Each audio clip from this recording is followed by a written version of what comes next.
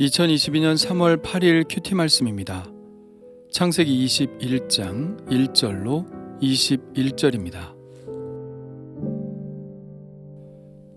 여호와께서 말씀하신 대로 사라를 돌보셨고 여호와께서 말씀하신 대로 사라에게 행하셨으므로 사라가 임신하고 하나님이 말씀하신 시기가 되어 노년의 아브라함에게 아들을 낳으니 아브라함이 그에게 태어난 아들 곧 사라가 자기에게 낳은 아들을 이름하여 이삭이라 하였고 그 아들 이삭이 난 지 8일 만에 그가 하나님이 명령하신 대로 할례를 행하였더라. 아브라함이 그의 아들 이삭이 그에게 태어날 때에 100세라. 사라가 이르되 하나님이 나를 웃게 하시니 듣는 자가 다 나와 함께 웃으리로다. 또 이르되 사라가 자식들을 젖먹이겠다고 누가 아브라함에게 말하였으리오마는 아브라함의 노경에 내가 아들을 낳았도다 하니라. 아기가 자라매 젖을 때고 이삭이 젖을 때는 날에 아브라함이 큰 잔치를 베풀었더라. 사라가 본즉 아브라함의 아들 애굽 여인 하갈의 아들이 이삭을 놀리는지라. 그가 아브라함에게 이르되 이 여종과 그 아들을 내쫓으라. 이 종의 아들은 내 아들 이삭과 함께 기업을 얻지 못하리라 하므로 아브라함이 그의 아들로 말미암아 그 일이 매우 근심이 되었더니 하나님이 아브라함에게 이르시되 내 아이나 내 여종으로 말미암아 근심하지 말고 사라가 내게 이른 말을 다 들으라. 이삭에게서 나는 자라야 내 씨라 부를 것임이니라. 그러나 여종의 아들도 내 씨니 내가 그로 한 민족을 이루게 하리라 하신지라.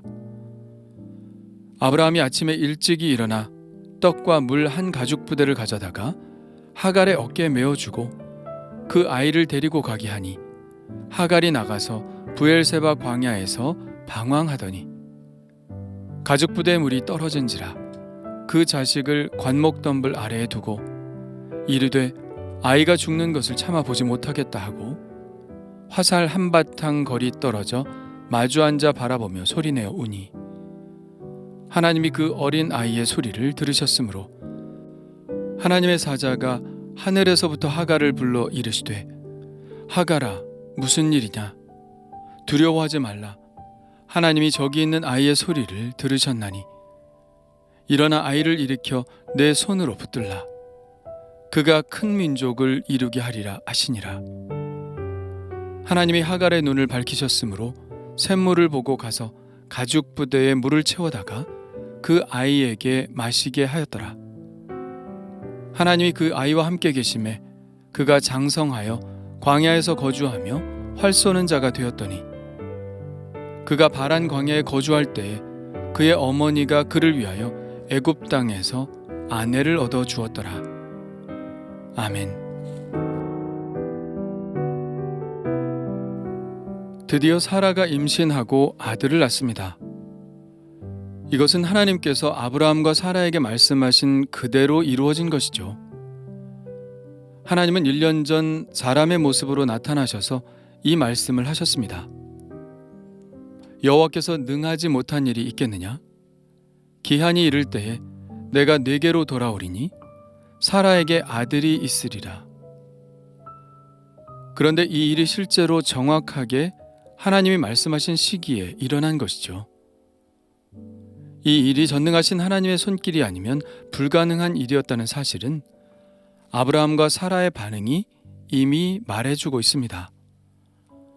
아브라함은 이 이야기를 들었을 때 엎드려 웃으며 마음속으로 이렇게 말했습니다. 100세 된 사람이 어찌 자식을 낳을까? 사라는 90세니 어찌 출산하리요? 그리고 사라도 이렇게 반응했죠. 사라가 속으로 웃고 이르되 내가 노쇠하였고 내 주인도 늙었으니 내게 무슨 즐거움이 있으리요? 아브라함이나 사라나 둘 다 웃었습니다. 이 웃음의 의미는 우리 모두 다 알 겁니다. 비웃음은 아니더라도 그런 일이 일어날 리가 있나 하는 생각에서 나오는 헛웃음이겠죠. 하나님은 아브라함이 웃자 유머스럽게도 그 아들의 이름을 이삭이라고 하라고 말씀하셨죠. 이삭이라는 이름의 뜻은 웃음이라는 뜻입니다. 하나님은 아마도 이삭이 태어났을 때 아브라함이 자기가 웃은 것을 기억하게 하시기 위해 이렇게 이름을 지으라고 하셨던 것이 아닐까 생각합니다. 그러나 하나님은 이들의 이런 헛웃음을 진짜 웃음으로 바꾸셨죠. 사라가 이르되 하나님이 나를 웃게 하시니 듣는 자가 다 나와 함께 웃으리로다. 아브라함은 그때 일을 생각하고 말씀대로 아들의 이름을 이삭이라고 지었습니다. 아브라함은 그 이름을 지으면서 얼마나 멋쩍었을까요? 그러면서도 다시 한번 깨달았을 것입니다. 하나님이 말씀하신 것은 반드시 이루어지는구나 하고요. 그 생각을 하면서 다시 웃음을 지었겠죠. 그런데 이삭이 태어나자 여느 가정에서 일어날 법한 일이 아브라함의 집에서도 일어납니다. 이삭이 어느 정도 자라 젖을 뗄 때가 되었습니다. 구약시대에는 꽤 오랫동안 아이들이 젖을 먹었습니다. 보통은 만 3세가 되어서야 젖을 떼었다고 하죠. 사무엘도 젖을 떼고 나서 엘리 제사장에게 갔는데 엄마를 떨어져서 살 수 있을 정도면 그 정도 나이는 되어야 했겠죠. 젖을 떼는 날은 부모로서 기념할 만한 날이기에 아브라함은 큰 잔치를 베풀었습니다. 그런데 그날 사라는 하갈의 아들 이스마엘이 이삭을 놀리는 것을 보고 말았죠. 이때 이스마엘의 나이는 약 17세쯤 되었을 것입니다. 아브라함이 99세 때 할례를 행했는데 이때 이스마엘의 나이는 13세였으니까요. 비슷한 또래도 아니고 나이 차이가 이렇게 많이 나는데 이삭을 놀린다는 것은 상식적으로 좀 이해가 가지 않습니다. 당시 17살이면 거의 성인 취급을 받던 때이니까요. 그것을 본 사라는 무척 마음이 상했습니다. 그래서 아브라함에게 말했죠. 이 여종과 그 아들을 내쫓으라. 이 종의 아들은 내 아들 이삭과 함께 기업을 얻지 못하리라. 이미 사라와 하갈의 사이는 나빠질 대로 나빠진 상태입니다. 하갈이 이스마엘을 임신하고 유세를 떨자 사라는 그녀를 학대한 적이 있었죠. 그 일로 하갈은 집을 뛰쳐나갔었고 하나님이 그녀를 만나 다시 사라의 수종을 들게 하였지만 그 사이가 좋았을 리는 없습니다. 사라는 이삭을 낳고 얼마간은 자식을 보는 기쁨에 그런 생각을 하지 않았겠지만 이스마엘이 이삭을 놀리는 모습을 보고는 다른 생각이 들었겠죠. 하갈과 이스마엘을 그냥 집에 두면 나중에 복잡한 일이 생길 것이라는 위기감을 느꼈을 것입니다. 사라의 마지막 말이 사라의 그런 생각을 충분히 드러내고 있죠. 이 종의 아들은 내 아들 이삭과 함께 기업을 얻지 못하리라. 아브라함은 고민에 빠졌습니다. 이전과는 다른 모습이죠. 이전에 사라가 하갈에 대해서 이야기할 때는 당신의 여종은 당신의 수중에 있으니 당신의 눈에 좋을 대로 그에게 행하라고 했는데 이번에는 고민에 빠졌습니다. 아무리 종이 낳은 자식이라도 자기 자식인데 집에서 내보낸다는 것은 어려운 일이었죠. 그가 이렇게 고민하고 있을 때 하나님은 아브라함에게 나타나셔서 말씀하십니다. 내 아이나 내 여종으로 말미암아 근심하지 말고 사라가 내게 이른 말을 다 들으라. 이삭에게서 나는 자라야 내 씨라 부를 것임이니라. 그러나 여종의 아들도 내 씨니 내가 그로 한 민족을 이루게 하리라 하신지라.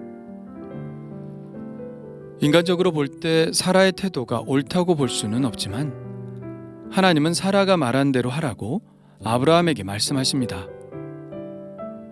함께 사는 것이 다 능사는 아니죠. 헤어져야 한다면 또 헤어지는 것이 더 좋은 일일 수 있습니다. 아브라함과 롯의 목자들이 자꾸 다투어서 헤어져야 했던 것처럼 이대로 내버려 두면 사라와 하갈 그리고 이삭과 이스마엘 간에는 끊임없는 불화가 생기게 될 것입니다. 하나님이 보시기에 하갈과 이스마엘은 이 집에서 떨어져 나가야 하는 때였죠. 그러나 하나님은 아브라함의 마음을 달래고자 그들을 보호해 주실 뿐 아니라 한 민족을 이루게 해주시겠다는 약속을 주십니다. 그래서 아브라함은 고민하다가 이들을 내보낼 수 있었죠. 아브라함은 일찍 일어나 떡과 물 한 가죽 부대를 가져다가 하갈의 어깨에 메어주고 이스마엘을 데리고 나가게 하죠. 그런데 겨우 떡과 물 한 가죽 부대라니 너무 옹색한 것이 아닌가 생각이 듭니다. 그러나 아브라함은 하나님이 그들을 보호해 주실 것이라는 약속을 믿고 그렇게 했습니다. 하나님의 도우심 없이 버틸 수 있는 시간은 그리 길지 않았죠. 가엾은 모자는 브엘세바 광야에서 방황하다가 물이 다 떨어졌습니다. 이미 이스마엘은 지쳐 쓰러졌고요. 하갈은 태양이 장렬하는 그 광야 한복판에 쓰러진 이스마엘을 관목덤불 아래에 가리고 아이가 죽어가는 것을 더 이상 못 보겠다며 화살을 쏘면 닿을 만한 거리에 떨어져서 소리내어 울었습니다. 어떻게 울지 않을 수 있을까요? 고향을 떠나 사라의 종이 되어 주인의 아들까지 낳아주었는데 이대로 쫓겨나 광야에서 죽게 되었으니 얼마나 억울하고 참담할까요? 자기가 죽는 것은 괜찮은데 자식이 죽어가는 것을 보고 있어야 하다니 얼마나 괴로울까요? 그러나 이전에도 한 번 하갈이 광야에서 헤매고 있을 때 그녀를 찾아오셨던 하나님의 사자가 다시 한 번 또 그녀를 찾아옵니다. 하갈아, 무슨 일이냐? 두려워하지 말라. 하나님이 저기 있는 아이의 소리를 들으셨나니? 일어나 아이를 일으켜 내 손으로 붙들라. 그가 큰 민족을 이루게 하리라. 그 순간 하나님이 하갈의 눈을 밝히셔서 샘물을 발견하게 하십니다. 하갈은 빈 가죽 부대에 물을 담아 아이에게 마시게 하고 아이는 살아나게 되죠. 그리고 하나님은 그 아이와 함께 계시면서 그를 돌봐주시게 됩니다. 하나님이 그 아이와 함께 계심에 그가 장성하여 광야에서 거주하며 활 쏘는 자가 되었더니 그가 바란 광야에 거주할 때에 그의 어머니가 그를 위하여 애굽 땅에서 아내를 얻어 주었더라. 하갈이 본래 애굽 여인이어서 그런지 그녀는 자기의 고국에서 아들의 배필을 찾아 결혼을 시킵니다. 다 죽게 된 이스마엘을 살리신 하나님은 약속대로 12아들을 낳고 그들은 모두 아라비아 지역의 족장들이 됩니다. 물론 하나님은 선택받은 민족과 다른 민족을 확연히 구분하시긴 하시지만 다른 민족들이라 할지라도 하나님의 보호하심 속에 있지 않다고 말할 수 없다는 것을 오늘 말씀이 이야기하고 있죠.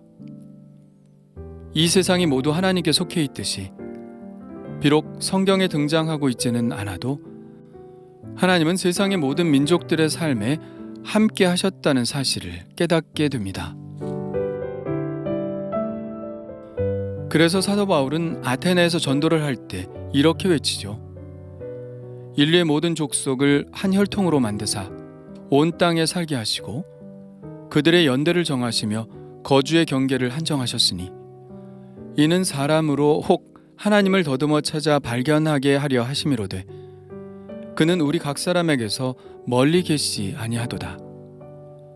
우리가 그를 힘입어 살며 기동하며 존재하느니라. 사도 바울의 말은 하나님께서 온 인류에게 은혜를 베풀고 계셨는데 이제는 그 하나님을 찾아가자는 말이죠. 이렇게 본다면 우리도 불신자들에 대한 생각을 다시 해야 할 것 같습니다. 그들이 하나님을 알아보지는 못하지만 하나님은 지금까지 그들을 살피고 계셨다는 사실을요. 그리고 그들을 사랑하셔서 지금도 부르고 계시다는 사실을요. 하나님이 세상을 이처럼 사랑하신 이유가 바로 그것입니다. 하나님은 믿는 자들을 위해 독생자를 보내주신 것이 아니라 믿지 않는 자들을 위해 독생자를 보내주신 것이죠. 그렇다면 우리는 하나님의 그 사랑의 마음으로 이 세상의 모든 사람을 바라볼 수 있지 않을까요? 당신은 지금도 하나님의 사랑을 받고 있는 사람이라고 그들을 다시 볼 수 있지 않을까요?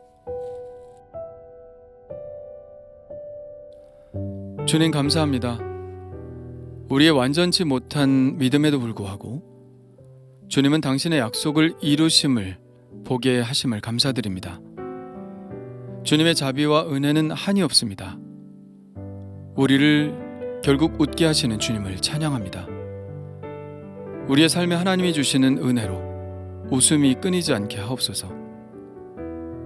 이스마엘과 함께 하신 하나님, 지금도 불신자들을 돌보시고 기다리시는 하나님, 주님이 지금도 그들과 함께 하심을 믿고 그들을 사랑하게 하시고 그들의 눈을 뜨게 하시사 주님을 발견하게 하여 주옵소서. 주님이 바로 그들을 위해 죽으셨다는 사실을 깨닫게 하여 주옵소서. 예수님의 이름으로 기도합니다. 아멘.